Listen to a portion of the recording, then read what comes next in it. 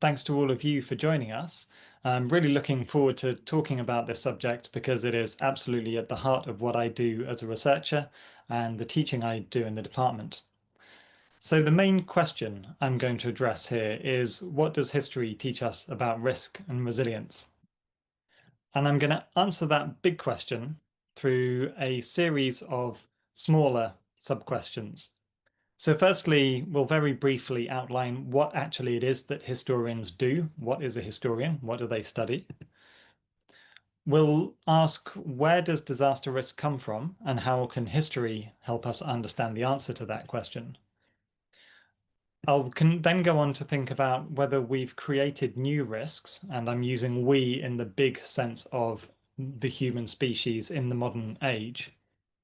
And then finally finish up with some thoughts on how history can be useful to policymakers and practitioners.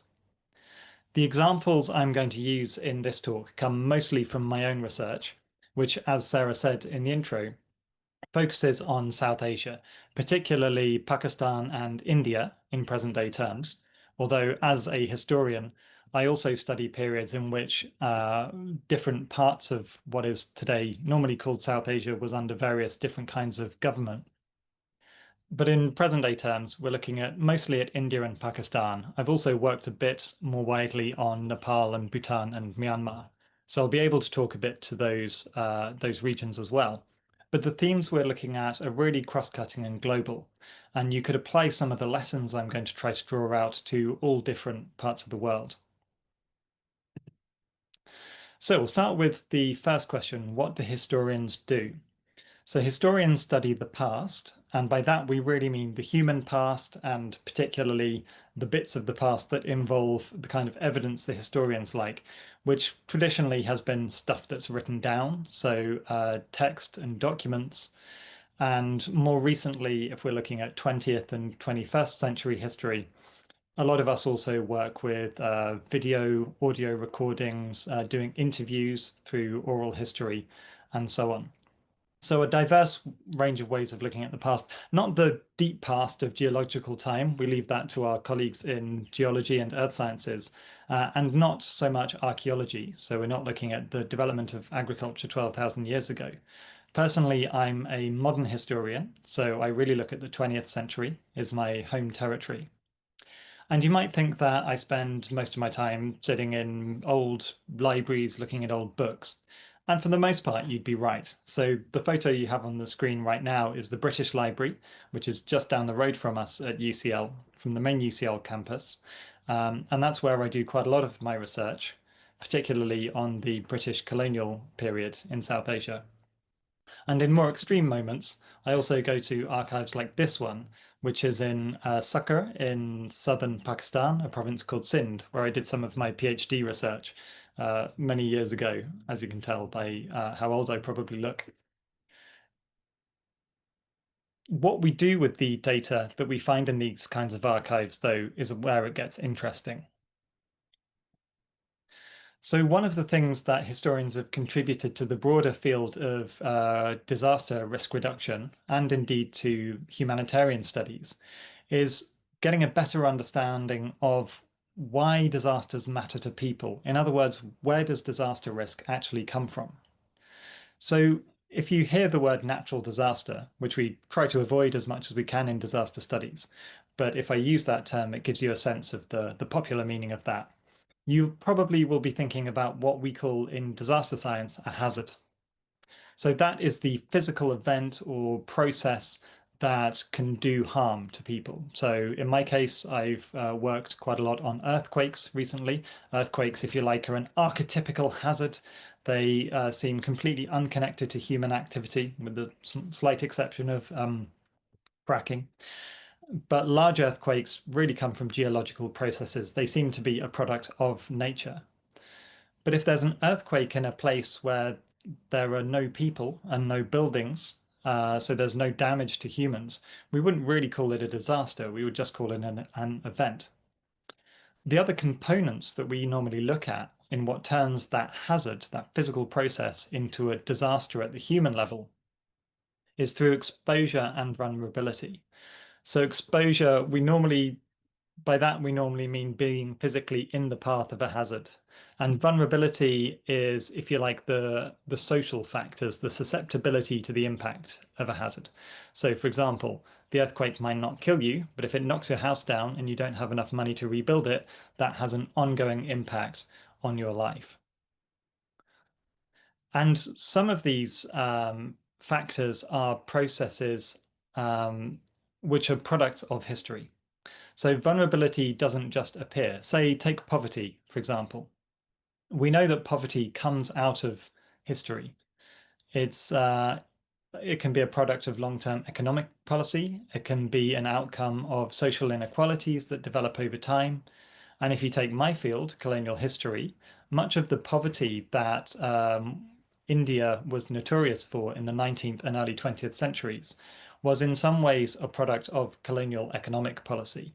And we'll look at the way that the colonial state sought to transform the agriculture of northwestern India to extract more cash value out of the land, which had some pretty severe consequences for both the ecosystem and human societies. I'm going to illustrate some of this with some examples from some of my research on earthquakes to show how disaster risk has been developed over time. The earthquake that I'm looking at here took place in 1934, in January 1934. The epicenter was in eastern Nepal, and it also really badly affected the northern Indian province of Bihar. So this again is the colonial period, 1930s. Um, I've mainly just researched the Indian side of this earthquake experience, but I could speak a little bit about Nepal later if anyone's interested. So the earthquake killed about 7,500 people in India, a similar number in Nepal, mainly in the valley of Kathmandu. And the reason why the mortality was pretty severe in North India was not just because the earthquake was big and strong, but also because the density of population in northern Bihar, the area closest to the earthquake epicenter, had been really increasing over the previous 50 years. And you can see these arrows here show that there was substantial population movement from southern Bihar, which were the traditionally more settled agricultural districts, up to northern Bihar, where there was new land available, relatively cheap land. So people who were suffering from overcrowding and scarce resources and several waves of disease in southern Bihar were moving north of the river Ganga or Ganges, which you can see in the middle of that map, and settling the new agricultural tracts in the north. What that meant was that by the time the earthquake took place in 1934, the people who lived there often came from families which had moved into the area relatively recently and didn't have a very strong understanding of geophysical hazard. They didn't really know much about earthquakes and how to mitigate them, although they had a very good understanding of how to live with floods. And the upshot was that in these areas, there was really, really striking levels of mortality north of the River Ganga. And in fact, the only place which had really severe mortality south of the river was one town called Munger. And this is just an image of Muzaffarpur Bazaar. You can see Muzaffarpur there towards the top left of the map, just to show how severe that damage could be. So this is one way in which the outcome of the earthquake, the damage that the earthquake did, was a product of history. The next thing I want to discuss here is the extent to which new risks have been created in the modern period. And for that, I'm going to take you back to some of my previous research on dam building and water sharing in what is now North India and Pakistan, where I've really studied the history of water politics from the beginning of the 20th century up to the late 20th century. So what you can see on the map here is the Indus Basin. So today that's a transnational basin. It runs between mainly India and Pakistan. It also has small portions of the Indus Basin are also in China and Afghanistan, but we're not really going to look at those in any detail. 200 years ago, the Indus Basin was very thinly populated and was mostly home to pastoralists, so people who made their living by herding animals rather than agriculture. But today, this is one of the breadbaskets both of India and really of Pakistan, where the biggest, most populous provinces of Pakistan, Punjab and Sindh, are both in the Indus Basin, and some of the most agriculturally productive parts of India are also in the Indus Basin, just across the international border. And the reason that there is so much agriculture there is largely because from the late 19th century onwards, the British colonial occupiers had these huge schemes to build canal colonies in what is now largely Pakistani Punjab. So the basic idea they had was there's loads of water running through the rivers, there's loads of land, nobody lives on it. This was inaccurate because, as I said, pastoralists did live there, but they thought we can clear these pastoralists off the land, we can sell the land to farmers, and then they can grow cash crops, which they can sell, and then they can pay us rent. So this is obviously slightly simplified, but that was the basic colonial economic model for increasing agriculture in northwest India through canal colonies. And the development of those colonies mainly focused on what is now Pakistani Punjab. So between the major tributaries of the River Indus that you can see highlighted in that circle. In 1947, when India and Pakistan both became independent of Britain and also separated from each other through a process usually known as partition, a new international border was cut straight down the middle of the Indus Basin.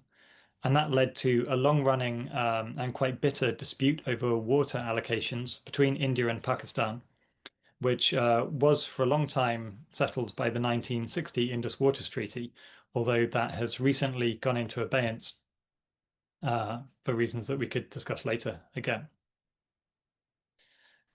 So in one sense, a new risk was created by the combination of that long-term policy of agricultural extension, which had its logic in basically colonial capitalism, and the new geopolitical risk created by partition, because at the moment of independence, India and Pakistan didn't exactly become inevitable enemies or sworn enemies, but very quickly tensions emerged between the two countries as refugees moved in both directions. And the two countries quickly went to war over the territorial status of Jammu and Kashmir, which is in the northern part of the Indus Basin. In 1960, as I said, the treaty was signed. The Indus Waters Treaty, that is. And one thing that that did was really entrench the idea that the goal of water management in both the Indian and Pakistani portions of the Indus Basin was to maximize water use as much as possible. The famous phrase that you keep seeing in historical sources and present day sources from the region is that not a drop of water should be wasted flowing to the sea. We'll come back to that in a couple of minutes. So apart from partition and the international dimension, one thing that the Indus Basin irrigation system has done over time is put far too much water onto the land. So we often think about Pakistan in particular in terms of potential water scarcity, certainly relative to water demand. But already by the 1930s and 1940s, there was quite severe waterlogging in the areas that these new canals were irrigating. That's because too much water was going onto the land in order to grow crops quickly, and there was no real mechanism to drain the water off. So much so that by the 1960s, after signing that treaty with India, the president of Pakistan, Muhammad Ayub Khan, declared that waterlogging was a national emergency in West Pakistan. And you can see in this photo, which I took near Hyderabad in southern Pakistan, again during my PhD fieldwork, that in many places waterlogging has raised the water table so much that there are large portions of land that simply remain underwater. And you can imagine how much of a breeding ground for mosquitoes this provides. So this is very much a human-created risk. Further downstream in the Indus Delta, that's the place where the Indus River meets the sea, there has similarly been some really severe consequences to the intensive system of building dams and barrages and canals, which has happened upstream in territory administered both by India and Pakistan. The Indus Delta has shrunk by about 90% over the last 200 years. So since the British occupied that region, there's only about a tenth of the Indus Delta is left. And that's largely because the dams upstream trap a lot of sediment, and the sediment used to come down through the river, and where the river met the sea in the Indus Delta, the sediment would form kind of low-lying, shifting, somewhat unstable lands, but very fertile ones where a lot of mangrove forests grew. And those mangrove forests have been the breeding grounds for the fish that swim in the River Indus. So it's a really important region, not just because it was itself a thriving ecosystem with towns that were famous for their wealth and their handicrafts, but also was really important to the riverine economy further upstream as well. So the fisher communities who lived along the riverbanks. Now, with the lack of sediment coming downstream and a lack of fresh water coming downstream, we've not only seen a lot of the land in the Delta region get actually washed away, but we've also seen seawater intrude quite far inland. So that what used to be fresh water or only slightly salty water is now really salty. And actually, a recent study found that salty water was present 80 kilometers inland from the point where the from the coast inland from the coastline. And the picture you can see here is of one of Pakistan's leading environmental protection and social environmental justice NGOs, the Pakistan Fisherfolk Forum, leading a protest against what's been happening to the Delta. And then finally, another risk that the Indus Basin irrigation system has, if not created, then certainly exacerbated, is destructive floods. So flood pulses are 100% a natural part of the hydrological cycle in the Indus Basin. As far as we know, as long as there's been a river there, there have always been annual floods. But those have become a threat to humans, partly because of increasing population density and people needing to settle more land in low-lying areas, but also partly because of the irrigation system itself, and particularly the way that engineers have dug embankments to keep the river flowing in very specific places, partly in order to feed into the dams and barrages.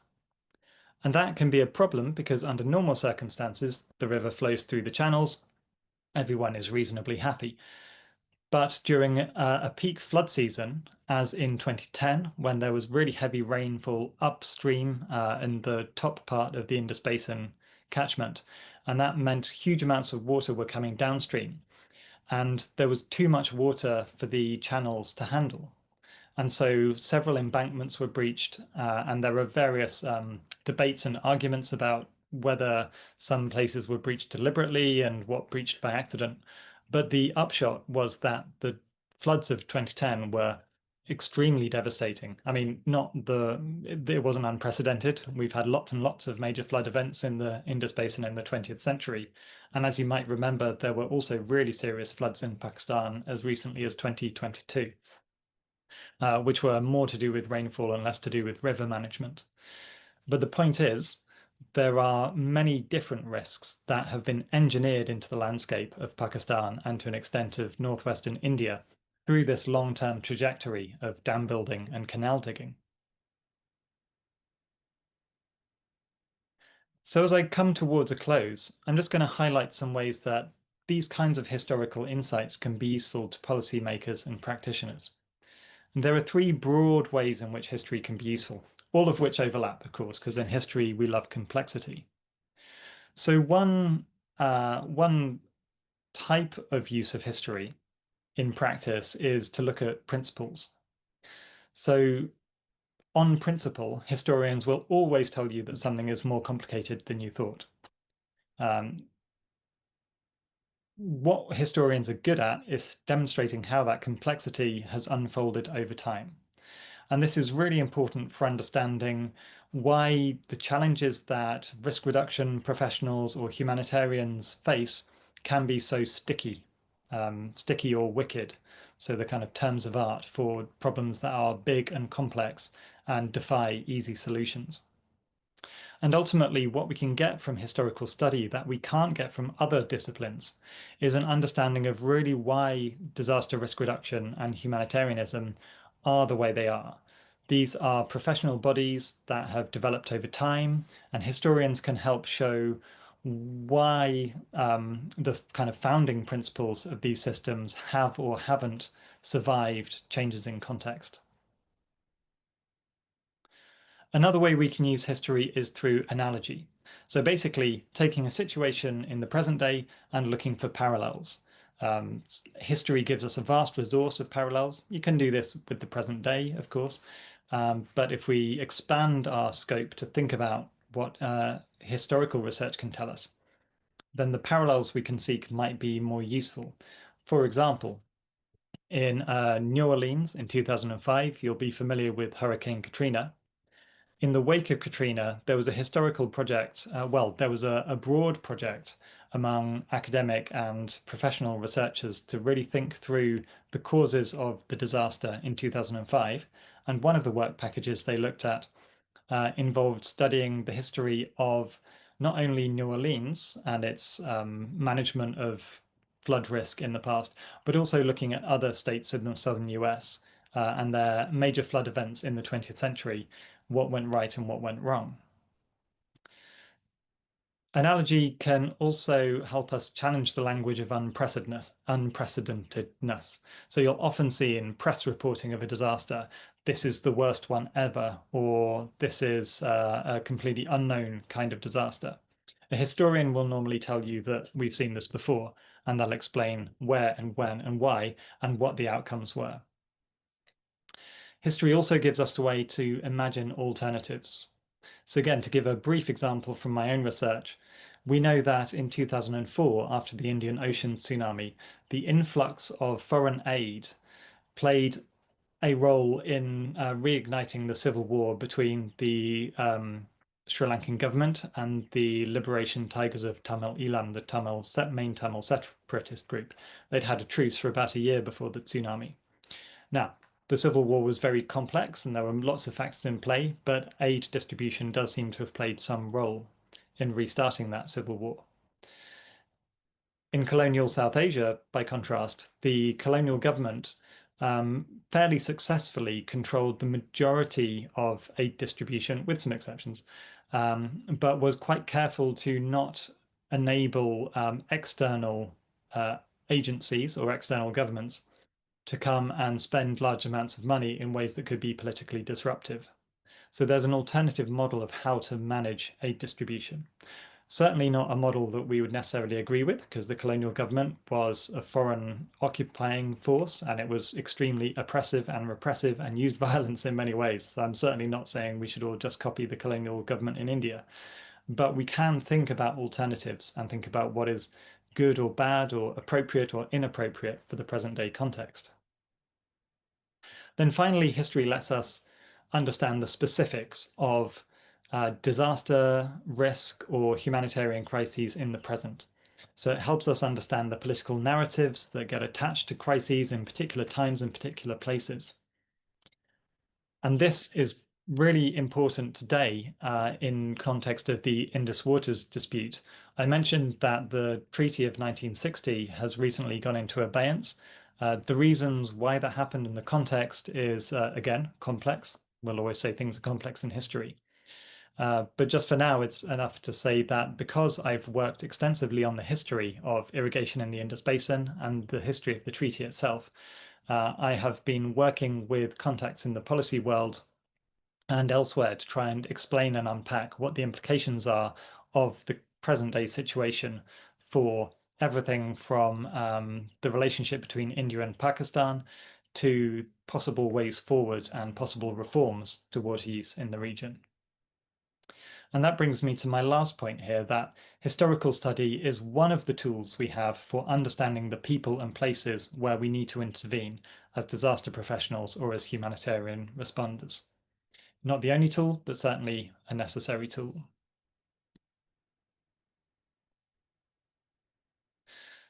So I just wanted to show a few pictures before I get to my takeaways, just to demonstrate that historians don't always sit in libraries. And these are a few images from some cross-disciplinary research projects that I did with a mix of environmental scientists, social scientists, and practitioner partners from governments and NGOs in Nepal and Bhutan. And you can see there that I got to do some science to a glacier by hitting it with an ice pick, and made a film for Bhutanese national television, as well as various other kinds of fun fieldwork-based activities. And I'm showing these partly to show off, but also more to the point to just demonstrate that at RDR, we really value this kind of interdisciplinary research and bringing different disciplines or different subject areas into conversation with each other. Okay, so a few takeaways. To answer those questions I posed at the beginning, what do historians do? We unearth the past, and those of us who work in this kinds of cross-disciplinary fashion, we do it to help explain the present and to help reduce risk into the future. Risk comes from history. Risk is produced over time. We certainly have created new risks, but we've also seen that history can be useful to policymakers and practitioners through a mix of big picture analysis and grand narratives and quite granular site-specific understanding. So with that said, I'll just say thank you and end the talk here.